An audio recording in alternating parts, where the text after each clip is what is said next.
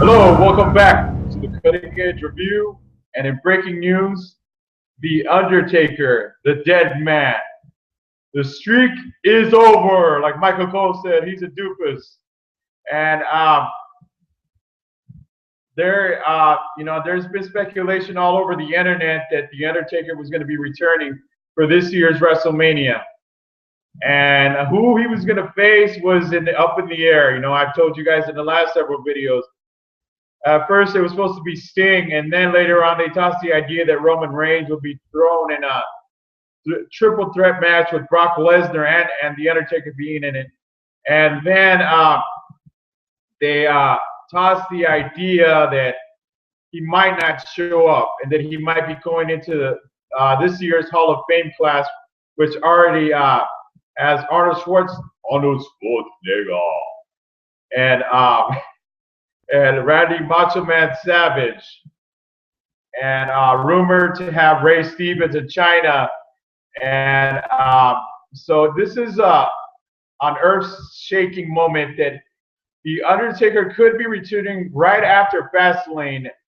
And with all due honesty, people, I think that name Fastlane is just horrible, and hopefully that pay-per-view will make up for the really stupid name they gave it. But yeah, The Undertaker is expected to return at Fastlane, and then, of course, his WrestleMania opponent. And I personally shared my views and opinions on that. I didn't like it. That Bray Wyatt might be his next opponent. I'm here.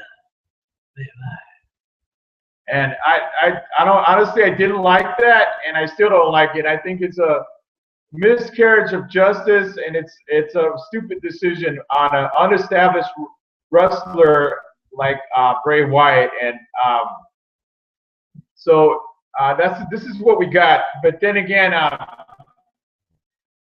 Vince McMahon could change the whole thing at WrestleMania time. We still have like 48 to 47 days to WrestleMania, so it could change, and hopefully they'll use their heads. Honestly, my WrestleMania, a lot of people would want to see this. It's Brock Lesnar in a rematch with The Undertaker. And and there's if The Undertaker his health is in doubt, yeah, that would be a really a bad decision. But that's what I think. That's what everybody would want to see. And I want to get into his loss at WrestleMania 30 last year to Brock Lesnar. And there was all kinds of rumors all over the internet.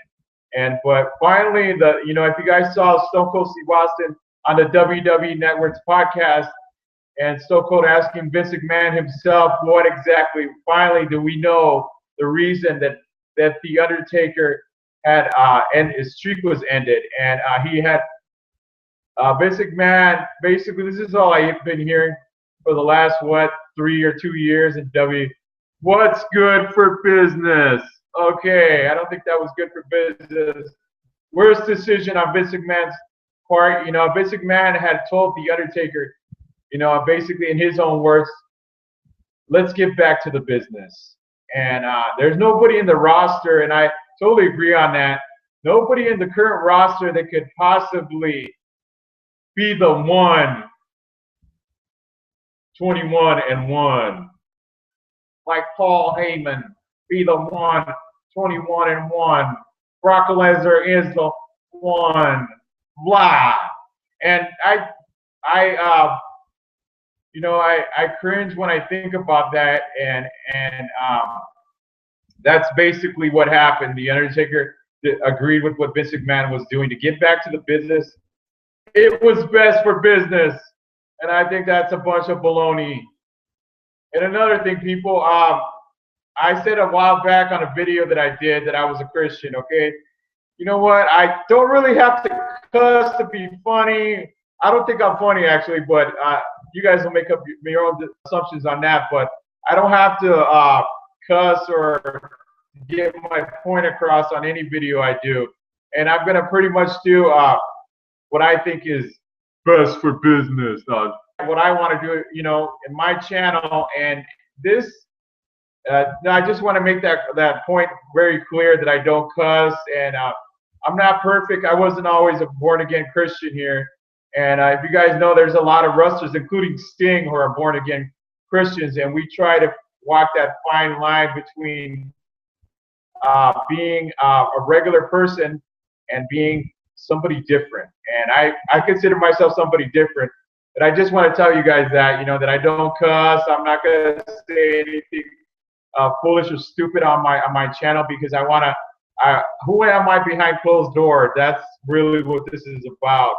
And if I want to go to my church and go profess about the King of Kings and go do something else when nobody's around, like, just act like a complete fool, cuss on the air, do crazy stuff, I'm not going to. And some of the things that I do might be questionable to people, because I don't I don't cuss and all that stuff, and that's like, it's a big deal, really big deal, people. But that being said, once again, that the Undertaker will return after Fastlane, and Bray Wyatt has been making these little eerie promos that he usually does, and they've been targeted towards the Undertaker. You could tell it's like a studied build-up. Like they're kind of giving us some spoilers there. So we could see the dead man right after Fastlane, or quite possibly on the pay-per-view. You never know what could happen. And in the world of professional wrestling, anything can happen. Remember, Vince McMahon said, "In the WWF, anything can happen." Vince Kennedy McMahon said it best. You know what I mean? And that's pretty much for Vince McMahon himself.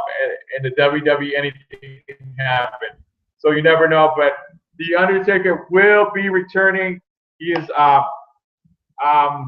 ready to compete at WrestleMania, from what I heard, and hopefully he doesn't get re-injured again.